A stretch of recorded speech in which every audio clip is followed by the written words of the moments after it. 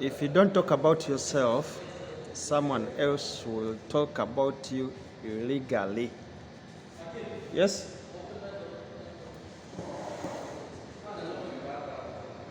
Opening?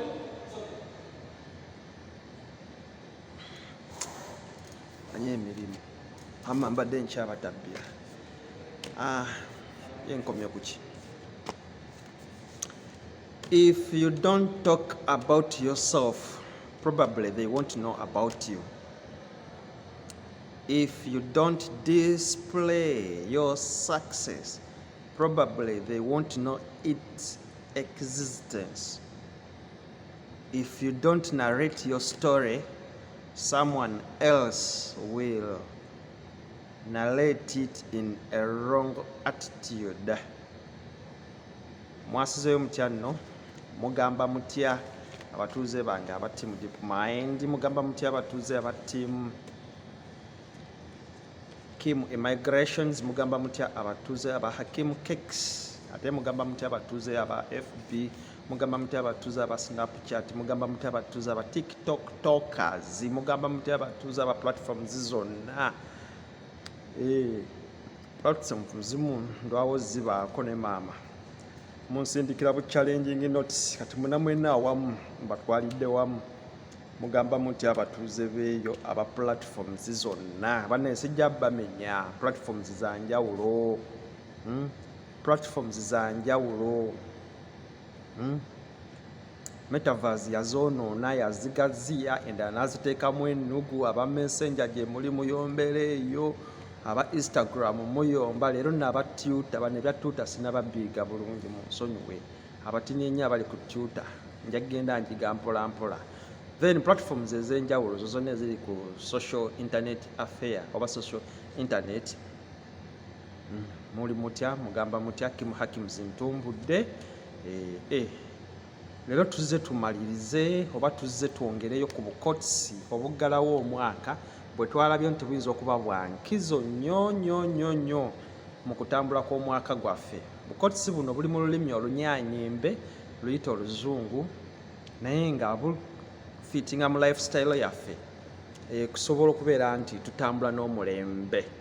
Naawe olina kotisi ze ez'omu Luganda osobola okugera engero zo n'obeera ng'osobola okuzitambulirako n'osobola okubeera nga ozikubaganyaamu. Abaganda bagezi nnyo kituufu naye era engero ze baagera engero ezo ziba nga zikwasaganya omulembe oba oli awo zaali zikwasaganya guli ogwayita ogenda okulaba nga ez'olwaleero zikyaliko but ezimu ziri outdated. So ensi ekula, ensi ekyukakyuka, so twasalawo tubeere nga tutambula n'ebintu ebikyukakyuka nga tuli inspired okubeera nga tugenda ffenna.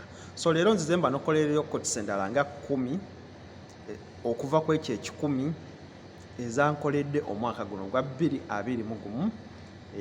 Such that tugenda okumalako omwaka guno nga tutegedde kotisi ezo zigasa ki mu bulamu bwaffe. Nze ku lwange nzitwalanga principles, nzitwalanga amateeka aganfuga mu buli kimu kyenkola kubanga namala ddo kikakasa nti mu byonna byenkola byetoololera mu ezo coatings ze nakola. Otherwise kansuubire nti mwamaze dda okusubscribinga gwe atannaba subscribinga bambikako neko osobola okufuna notifications zino eza videos ze nteekayo buli lunaku. Gwe atannaba kukola ki? Ayagala naawe okubeera nga sharing ebintu bino. It's free. You can share, transfer the information to your beloved ones. It's like share, comment. Mwebale nnyo mwebale dda. So tutandise ne kooti eyo nga bakugamba nti oba teweeyogeddeeko tebayinza kukola ki? Oba oli awo tebayinza kumanya kiki ky'oli. Era oba toyogedde biki by'okola oba oli awo tebayinza kumanya oba bikyaliyo mu stock oba byaweddeyo. Ate era oba teweeyogeredde lugero lwo oba oli awo omuntu omulala ayinza okujja oddogera obubi. Kenzo eyo statement yajinjigiriza mu mwaka gwa lwe mwalimu muyiribiza ne Rema. Yavaayo n'agamba bimu mu bigambo bye namuyigirako nti wovaayo n'oteeyogerako omuntu omu ayinza okujja n'azannyira muki mu history wo n'amukwogerera obubi. So yafuba ne yeeyogerako bye yeeyogerako wadde abasinga mwamukuba olwali abasaidi ya tiimu Rema naye yebambye yasitandinga. Kakati nange olwo ne muyigirako olwo. So oluvannyuma ne Trump najjera n'ayogera nti nno oba tolanze byolina tewali ajja kubimanya nti gye biri mu sitoowa. So buli kaseera nange ensonga lwaki mulaba nga nanga bye nnina ne mbibakuba ne ŋŋamba banaye kekisi ziizo mugende muzirye, kekisi gye ziri luddawa ekireka gye ziri nti Team Deep Mind gye eri efumba, Team Deep Mind erina ebya animal husbandry gye eri embuzi gye ziri mugende muziwagire. So oteeka okuba nga olanga buli every future gy'olina osobola ogikuba abantu oba oliawo baleme kukuyisaako akasente. So eyo koti emu ku zo eyakola omuki eyankolera mu bulamu bw'ensi eno.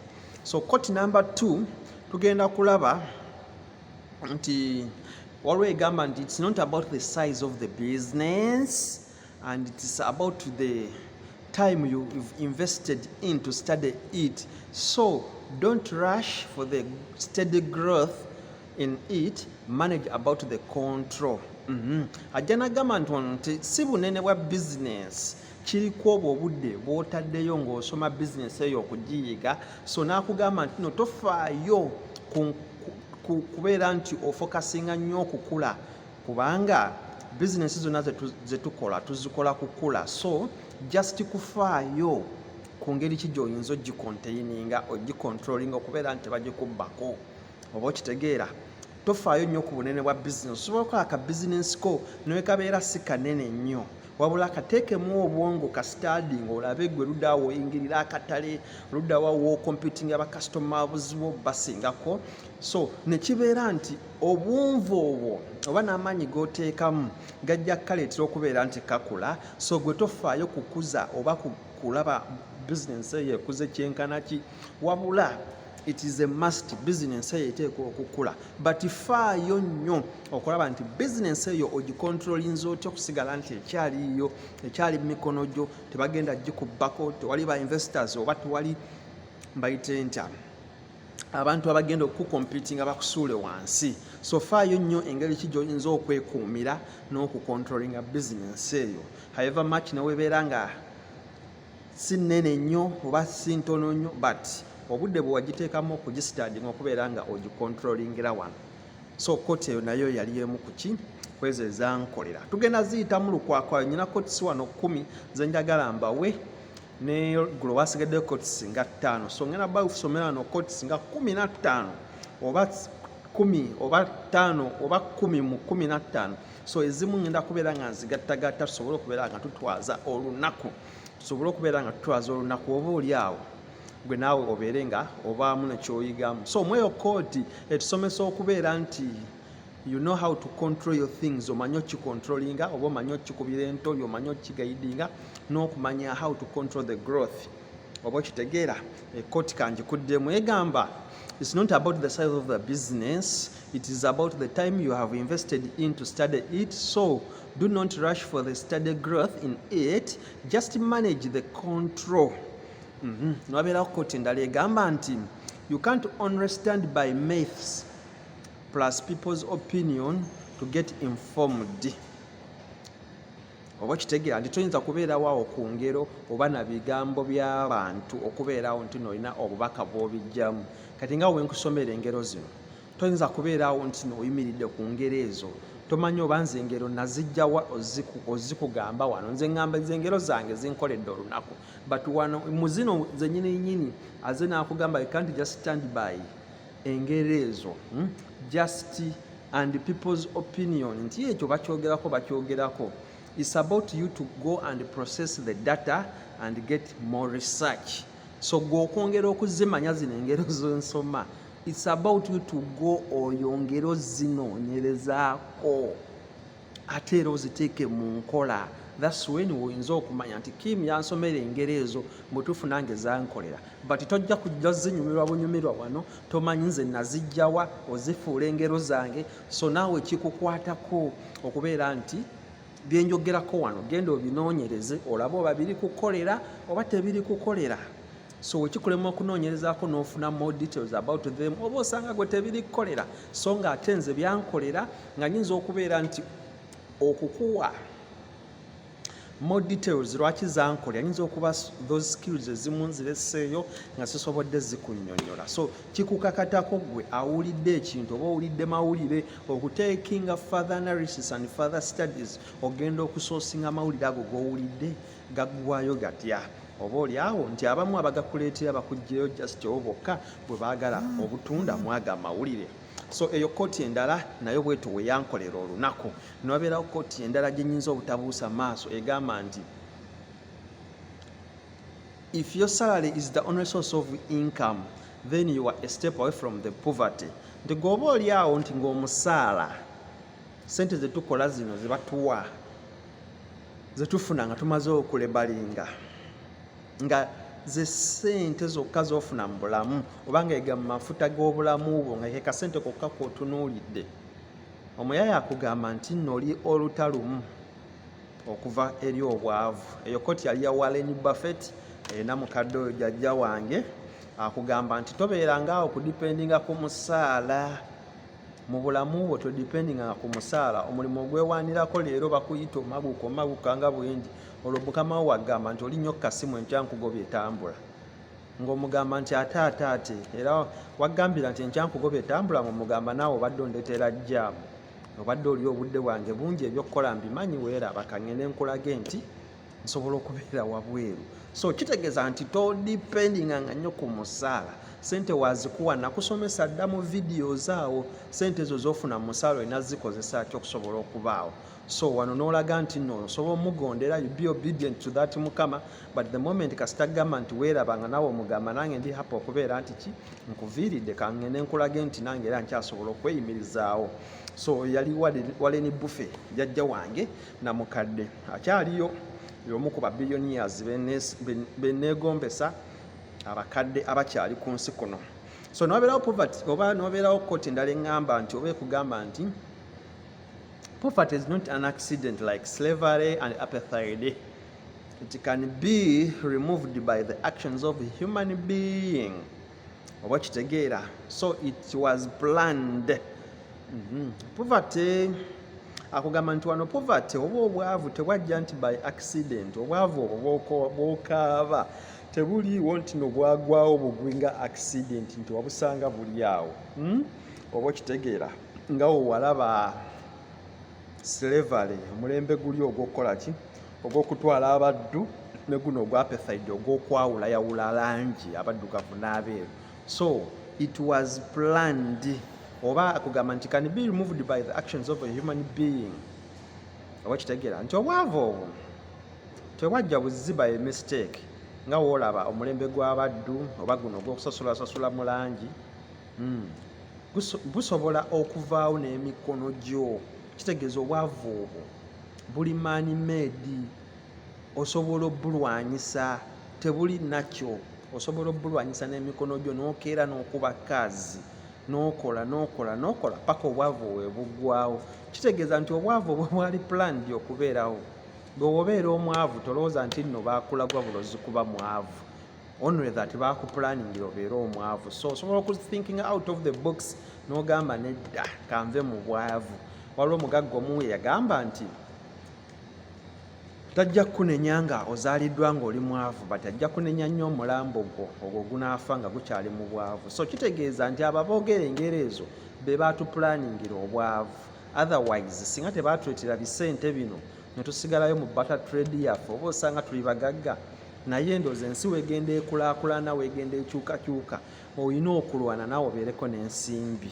So weesanga ng'ensimbi tozirina, togamba nti nno baakuloga bulozi obutaba na nsimbi, wabula wapulaningi obutaba na nsimbi ezo. Kasita obeera nga toyina innovation skills mu mutwe gwo, toyina IQ, tosobola kulowooza, tosobola kukola, tosobola kwegatta wamu, tosobola kubeera nga weekamba okubeera ng'okola. Ebyo kasita bikulema, mwana wattu ensi eba ekulemye era oba ogenda kufa ng'oli mwavu. So planinga olabe ova otya mu bwavu, otherwise otapulaninga empologoma y'obwavu ekulya. Awo ne tuvaawo ne tweyongera. Eyo kooti eyajogera yali kabaka Nelson Mandela. Yali kabaka Nelson Mandela ye yagamba bannange muve mu bwavu, temulooza nti obwavu bwajja buzzi kuva eri Katonda. Obwavu baabupulaninga bupulaninzi.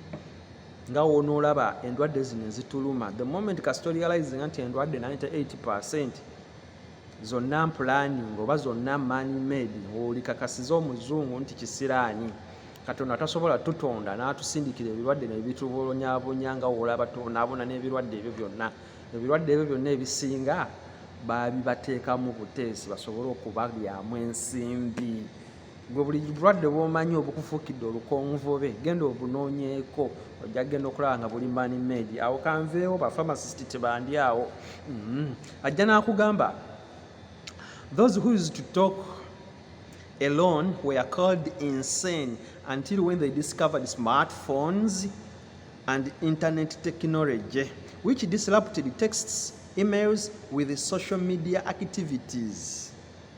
Oba kitegeera nkakuddiremu edda bagamba omuntu eyeyogeza yalinga mulalu not until we badiscovering essimu eno gyenjogererako ne gadgets ezikozesa internet technology ebyo ebyajjawo zino texts ne emails ezabaddewo mu 21 century oba kitegeera ne zidisrupting omulembe ogwo oba kitegeera luli wabayenga weeyogeza nkatundaba wano ng'obolaba nga waliwo neibandi awo ku mabbali agamba oba oyo yeeyogeza ki ne kakati eddakiika eyo takyasobola kukyogera kubanga amanyi nti nyina gyenkasuka amaloboozi nyina bennyumya nabo naye luli wabikola nga bagambirawo nti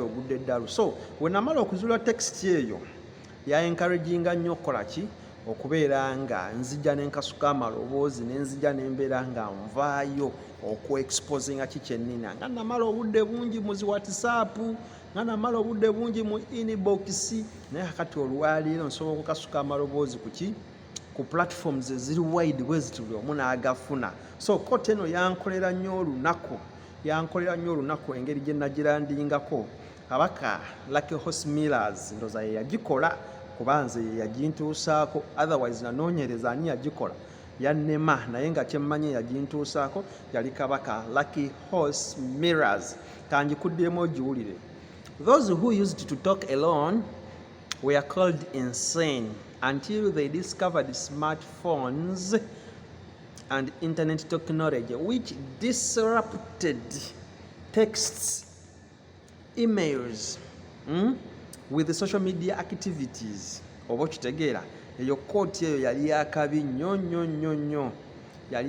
nnyo we yatuuka mu bulamu bwange neŋŋamba nti amaanyi ga intaneti nga intaneti erina amaanyi platforms zino zetwogerako nga zirina amaanyi newankubadde ngono Facebook boy ndaba ennaku zino atandise obissaamu ennugu nene waali n'abiteekamu ennugu apps endala nnyingi gye ziri mu didi tujja zikozesa ne wagijjawo eyiye tukyasobola okukozesa app endala so kankukusomerero ka text akalala nve wano oba ka koodi akalala nve wano ajja n'akugamba nti money is not the end of a deal oba owulira personality is better oba okitegeera kati gw'ojja n'ogamba nti nno money sente ze buli kimu oba owedde sente si ze buli kimu wano sirina mutwalo enkya nsobola okugufuna sisobola kugamba nti nno sente kyekimu nga nkifudde topic okuzimba personality oba okuzimba brand okuzimba erinnya nti Kim Hakins obuzito bwezizitowa ekyo kisinga okubeera ne sente so ajja n'akugamba no money is not the end of a deal personality is better zimba brand yo than okuddaano okwekwasa nti money is the root cause of everything ate oli najja n'omugagga n'agamba nti poverty ate ye root cause of problems so muli awo mwekwasa abaavu bagamba nti sente ze zireesa obuzibu ate omugagga agamba nti obwavu bwe buleesa obuzibu so kwegamba ebintu ebyo byokwerumaaluma navayo nze ne kooti nenjidirivinga nti money is not the deal of anything of everything. Money is not the end of a deal. Money is not end of the deal. Personality is better. Instead of byokwerumaaluma mu ssente nti nno ze zaleeta obuzibu kooli n'agamba nti gwe obwavu bwe baleeta obuzibu ebyo mubiveeko mubiteeke emabbali tandika kuzimba brand yo oli atandika okujja ng'alina kyakunoonyaako ayagala kukuwa kasente ng'ayagala kukozesa brand yo the moment you will kuzimba your brand ojja kubanga oli ku top ey'okufuna obugagga obw'ensibo oba okitegeera.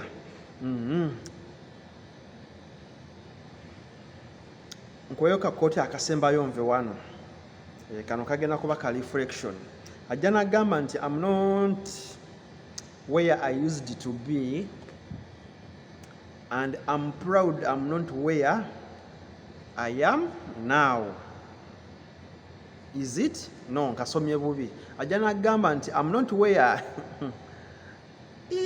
I'm not yet where I want to be. Yeah, katambula. I'm not where I want to be, but I'm proud that I'm not where I used to be.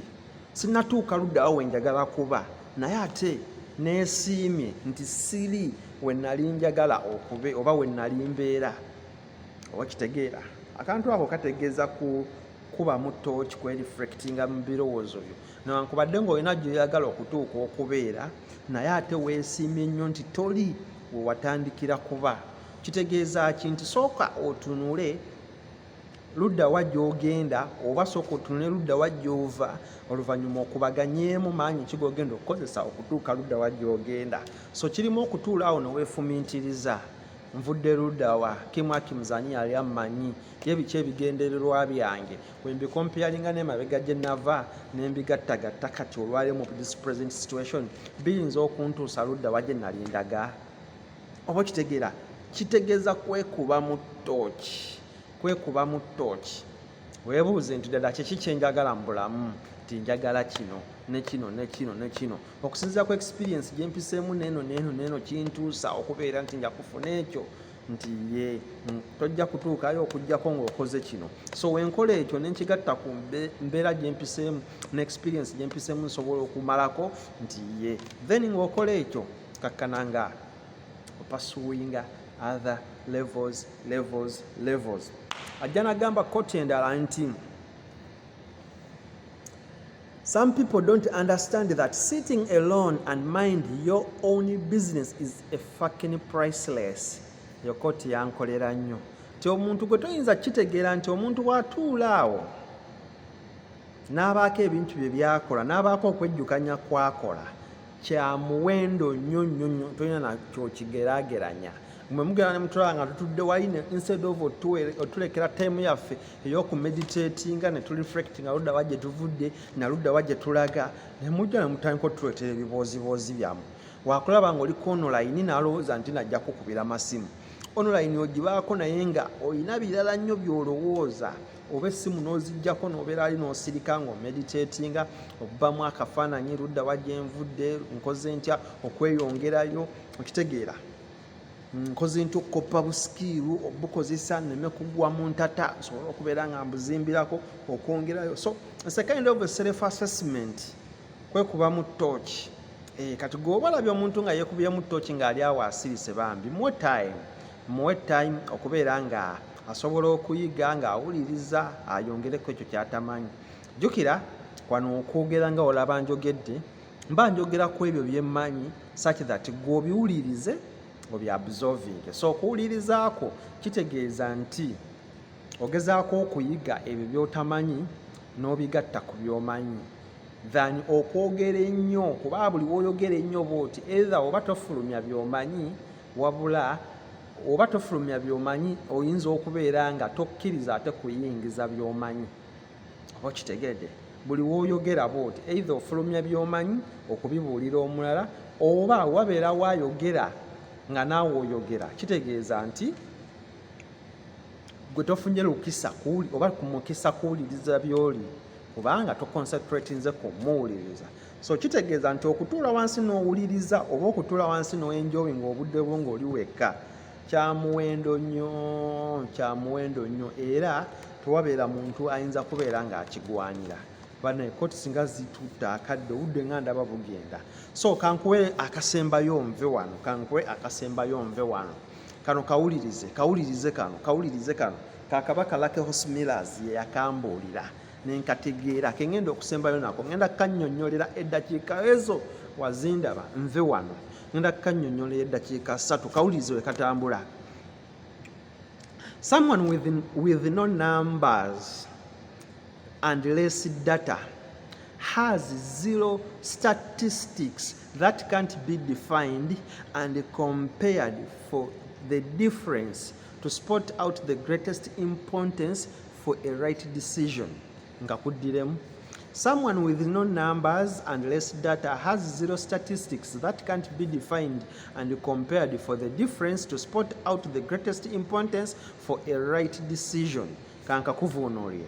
Omuntu atayina waaka era nga tayina ludda wa mujja aba tayina kyakugeraageranya era ekisobola okubeera nti kimudescribinga asobola okubeera nti akigeraageranyako n'embeera ez'enjawulo okubeera nti ayina ensonga gy'asinziirako ng'amaze okugeraageranya okubeerako nti akola right decision oba ng'akola okusalawo okw'omulungi.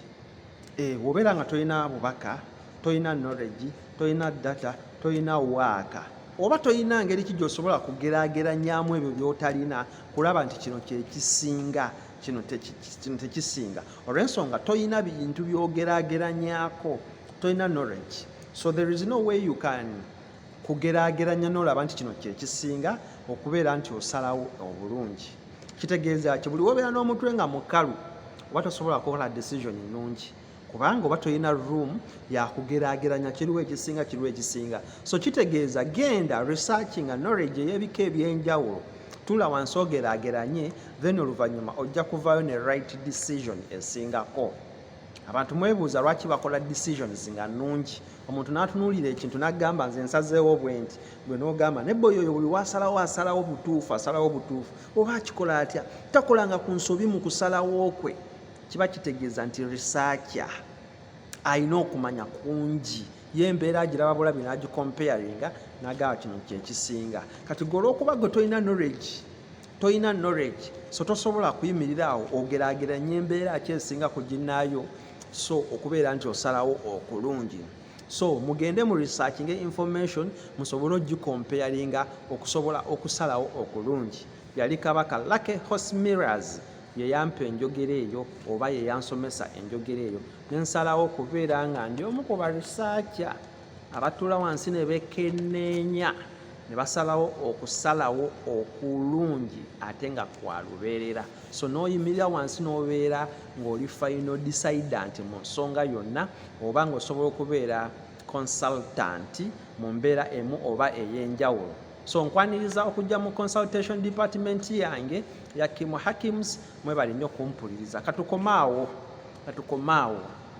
courts endala tujja kuzongerako mbawadde courts 10 mu 15 ezimu nyina wenzigasegasaawo tujja kweyongerayo ne courts endala 10 anti omwaka guggwako tulina okunokolayo ebyo ebitufudde okubeera bakabejja b'omwaka guno ogwa 2021. Otherwise tusisinkane mukadda ku lutimbe. Mwebale kuba abawagizi balungi gyendi, mwebale kumpuliriza nkakasa ebyo byenjogedde onoobigoberera nga naawe obitaddemu okunoonyereza okukwo ojja kubeera ne right decisions, ojja kubeera n'engeri ki gy'ocomputinga knowledge okubeera nga naawe oli kabaka. Lema biwuliza birekaawo bifokasingeko nnyo ogambe Kim Hakims lwaki yayogera bw'ati enjogera eyo yagijja kwani genda onoonyereze yongerezaako oyongerezeeko oluvannyuma naawe enjogera eyo oyinza ogifuula eyiyo naye nga wagijja ku Kim Hakims nga ne Kim Hakims alina omulala gwe yagijjako. So kati knowledge oyo w'omuteeka wano mu mutwe ojja kubeera kabaka ng'osobola okusalawo okutuufu okunaakutuusa entende. Sigadde nze Kim Hakims sijja kwongerayo kaawo, otherwise tusinkane mukadda ku lutimbe. Mbaagala nnyo, mwebale nnyo, mwebalire ddala. Bye bye.